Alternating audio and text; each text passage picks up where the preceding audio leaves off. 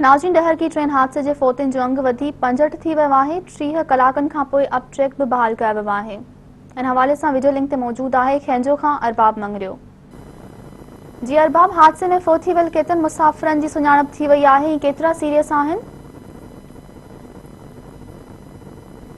जी तव्हांखे तफ़सील ॾींदोलां त जेको कल्ह वारो वाक़ियो पेश थियो हो रेती स्टेशन जे भरिसां वॾो हांधोर वाक़ियो हुयो। सरसब्द एक्सप्रेस ऐं मिलत एक्सप्रेस ज़ोरदार टक्कर लॻण जे नतीजे में 65 ॼणा अजल जो शिकार थी चुका हुया, जिन खे 100 खां वधीक माण्हू ज़ख़्मी थिया हुया। ज़ख़्मियुनि खे उबाड़ो, मीरपुर माथेलो, पन्नू आकिल, सखर ऐं रहिमियार खां जी अस्पताल में इलाज हलंदड़ आहे। होॾां डीसी घोटकी उस्मान अब्दुल्ला मूजिब ख़बर ॾिनी त 28 ॼणा जेके आहिनि उहे शेख ज़ैद अस्पताल में ज़ेरे इलाज आहिनि, जिन मां 6 ॼणा आहिनि उन्हनि जी ॻणिती जोगी हालत ॿुधाई पई वञे। ऐं होॾां फ़ौती जेके हुया उन्हनि जी 57 ॼणनि जी सुञाणप थी चुकी आहे। उन्हनि खे वारिस पंहिंजे घर खणाए विया आहिनि। बाक़ी 8 ॼणा जेके आहिनि उन्हनि जा मड़ शेख ज़ैद रहीमियार ख़ान अस्पताल में पियल आहिनि, उहे अञा ताईं सुञाणप न थी चुकी आहे।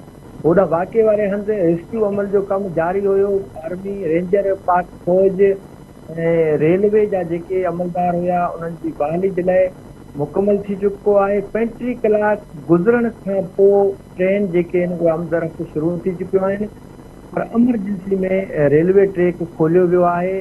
जेकी हज़ारा एक्सप्रेस आहे उहा बि रवां दवा थी वई आहे। ज़करिया एक्सप्रेस आहे उहा बि लाहौर तरफ़ रवाना थी वई आहे। अञा हिन टाइम वाक़े वारे हंधि जेको आहे उहो कमु जारी आहे। एमरजेंसी में जेको आहे ट्रैक खोलियो वियो आहे। कमु अञा ताईं उते हलंदड़ आहे। उनमें पाक फौज ऐं रेंजर रेलवे जा जेके आहिनि उहे बि हिन टाइम उन ते कमु अमल में कमु हलंदड़ आहे।